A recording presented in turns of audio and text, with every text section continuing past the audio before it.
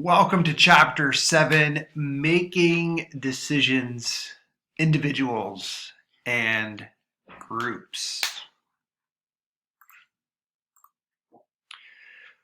So, what you need to learn from Chapter 7, there are 6 learning outcomes. The first one is the steps in decision making. Number 2, surprise, surprise. We're going to go through 5 models of decision making, how individuals' differences affect decision making, how groups make decisions, the impact of culture. We've talked about this a number of times throughout the course. How does culture impact your decisions, and how organizations can improve participation in decision making? Let's jump in. Okay, so everyone makes decisions every day. And some of those are big, change your life types of decisions, and other ones are small ones that we don't even really think twice about. And organizational behavioralists know that managers within an organization are faced with 2 types of decisions. The first ones are program decisions, and those are routine. And those are established by rules, and those are very easy, and they can make them quickly, and they make them every day, and they make many of them. And then the more challenging ones are ones that are more complex, that create a little bit of creative, maybe problem solving. And those are called non-program decisions. And those come up with unique situations that they don't see every day. So 2 types of decisions, program decisions and non-program decisions. In an ideal world, when everything is perfect, this is the ideal process of decision making.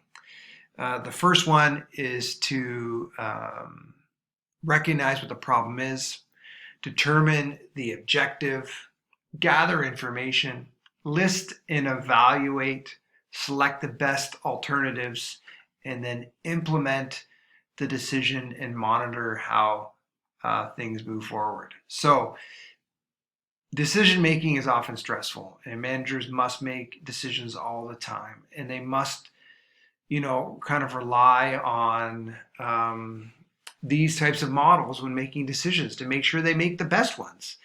And so in an ideal world, this is the rational way to make decisions, looking at the problem, determining the objectives, gathering information, listing and evaluating alternatives, then selecting the best one, implementing it, and then monitoring to see how it goes. Okay, there are 5 models we're going to look at. And the first one is the rational model. And this is, a logical, thorough, step-by-step approach to making decisions. You're going to make a decision that is emotionalist and unbiased, meaning that it is going to be a rational process, that you aren't going to make it, based on being angry or upset or excited. It is going to be consistent with the preferences of the organization. You're going to have the perfect amount of information, so all the information that you need to make a good decision. And the probabilities of success are known. You're known that when you make the decision, there's going to be risks and there's going to be rewards, but you know the probability of those things occurring. Okay, bounded rationality model describes a more realistic approach to decision making, right? This model, it is not that you're always in the perfect world, that you can sit back and have perfect information, know all the possible outcomes. Like in my mind, that's really unrealistic. Like you're not very going to, you're not very often going to have that type of situation. More often, you're going to be in this type of situation where you're going to select, the first alternative that is satisfactory, that works, and you're going to recognize conceptual limitations, knowing that you aren't going to know all the variables to the possible outcomes. That you are going to choose from those limited alternatives, knowing that you don't know all of the possible outcomes. and then you're going to use something called heuristics. And what that is essentially doing the least amount of harm. You're going to try to make decisions based on your past experiences, right? Kind of a gut feeling, and make a decision that is good enough to move on. Because let's face it, sometimes the job of a manager is to make a decision and move on, and not hold up the organization while they take all sorts of times running their decision through a very complex model that may delay a decision that needs to be made, right? So sometimes an imperfect decision is made quickly is better than trying to run it all through a complex model. Okay, the Vroom model is the next one, and it is a normative, a decision model. And this helps leaders and managers determine appropriate level of employee participation in decisions, right? You have to understand that making top-down decisions in an organization, meaning that the managers make all the decisions and the employees deal with those decisions, is not very good for morale, and it's not very good for encouraging the employees to be involved and motivated and excited about showing up to work. So the first step is the manager needs to make a decision whether to include the group of employees and make a decision to try to sell it to the group, or are they going to include the group? They're going to consult people individually and maybe talk in small groups or one-on-one to see if what they're going to decide is good and get their input, especially for people that they trust in the organization and they know that those people are involved or wanting the organization to be successful. The next step would be to consult a group, maybe get a group together to help make the decision, get their input, do some pros and cons. Then they're going to facilitate, and this is when the manager presents the problem to the group in a meeting, and they kind of facilitate it. They don't give all the answers. They solicit ideas and objections from the group. And then the final step is delegate. Like sometimes organizations and managers can delegate the decision to the employees and say, listen, this is going to impact you guys day to day. I trust you to make the decision, and whatever you trust is what we're going to go through with. And of course, the key to normative decision model is that the manager should use the decision method that is appropriate to the situation, right? Sometimes those higher level decisions that are, is going to impact the organization significantly, those have to be made by a manager. But maybe the day-to-day operations of things is something that can be put in the hands of employees or people that may not have a manager type of a role.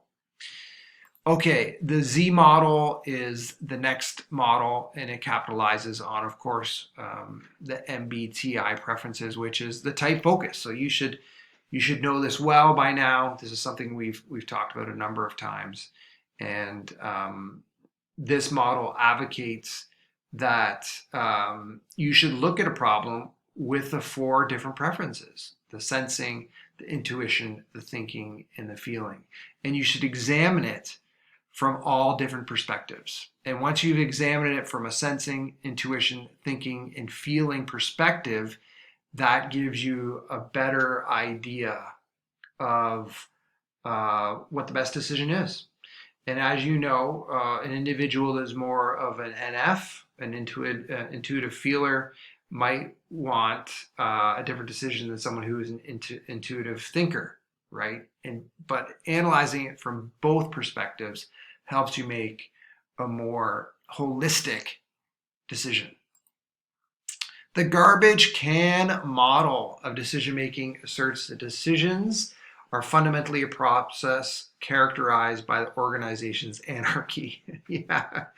Organizations function like garbage cans where problem solutions participants that have different preferences and might have different situations are all tossed in together in a chaotic mix.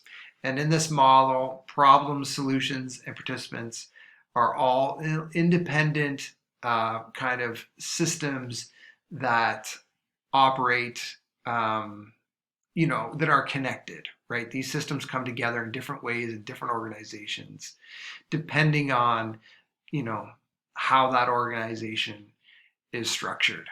And so this might be the most realistic type of model, that you do have all these variables influencing decisions in the organization of a culture, and that really decisions aren't made with perfect information in kind of a vacuumed type of environment. It is more like a garbage can where all of these variables impact both the decisions and the outcomes of those decisions. Okay, so each decision-making model that we described here has, it has limitations, and they have shortcomings.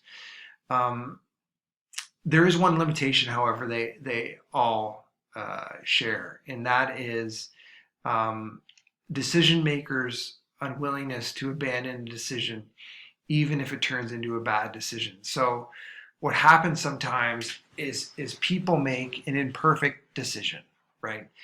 And instead of going back and correcting that, or making a different decision, they escalate the commitment. They might dig their heels in a little bit more because they've gone through this process of making the decision, so they bought in.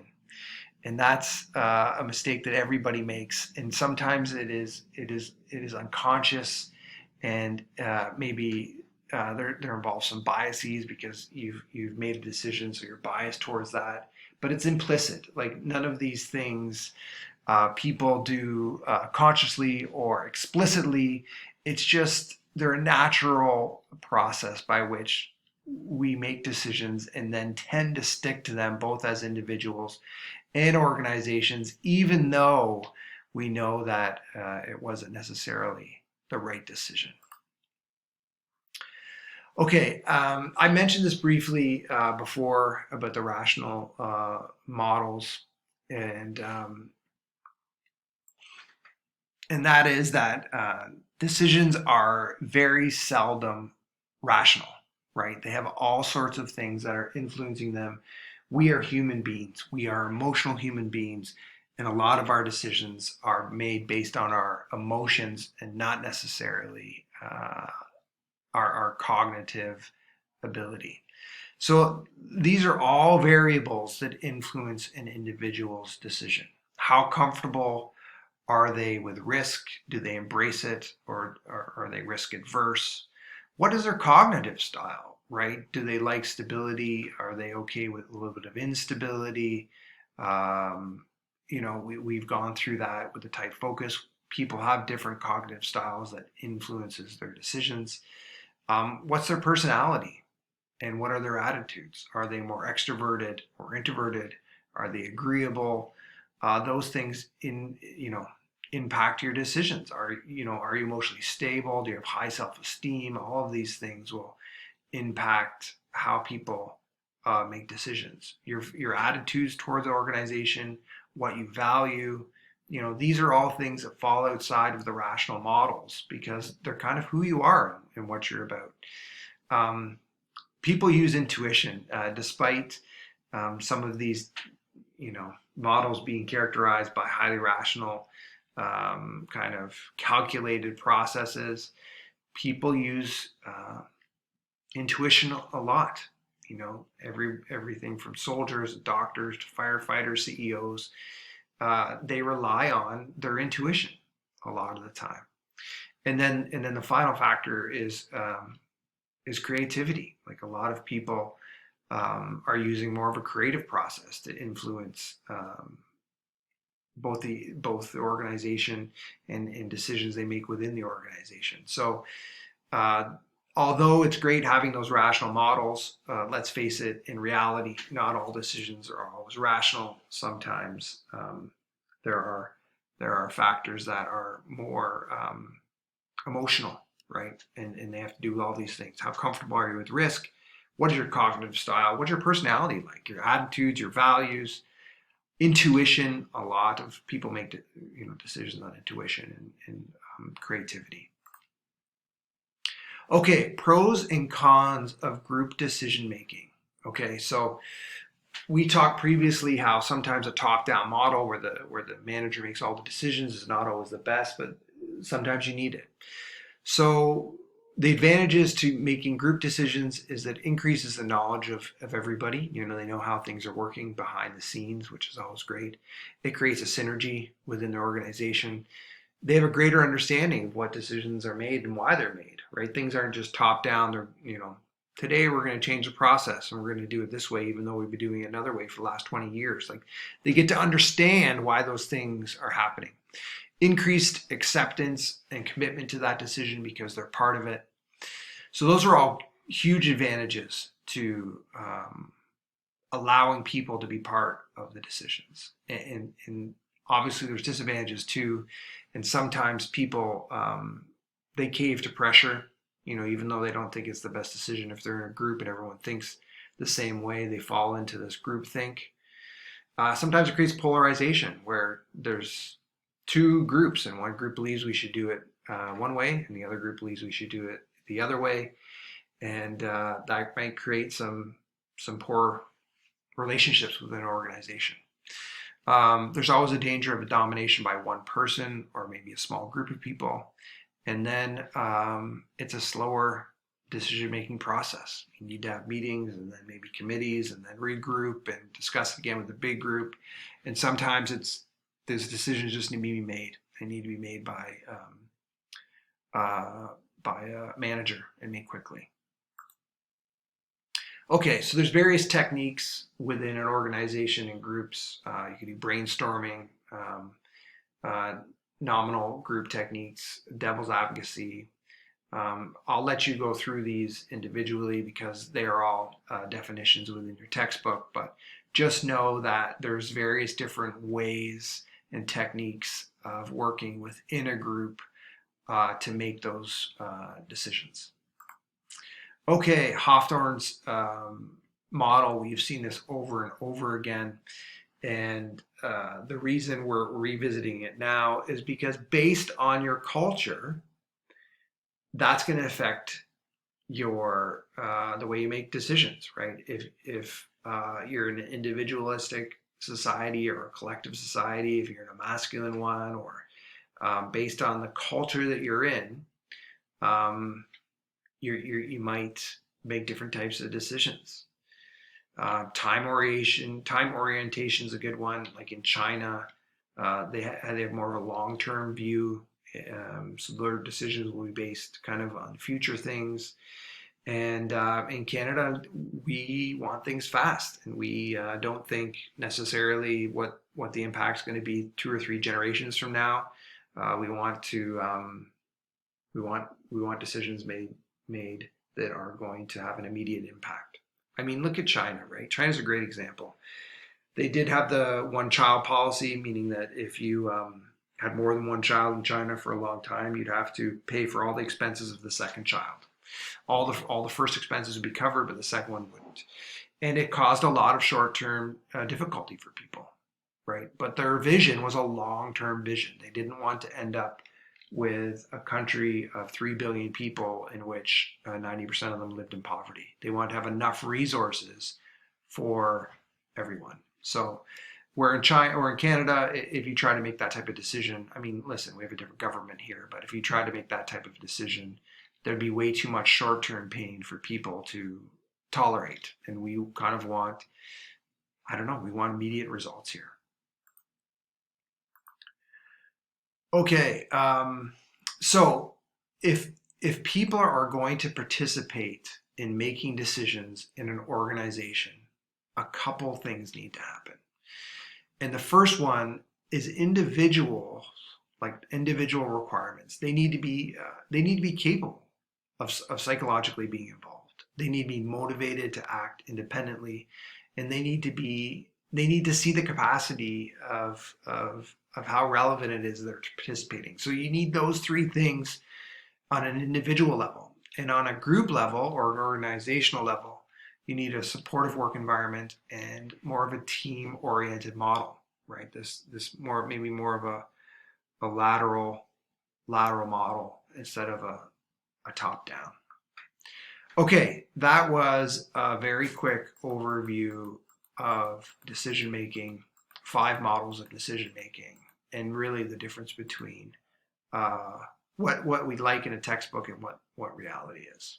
Hopefully, you found that information useful. If you have any questions, as always, please do not hesitate to reach out and ask.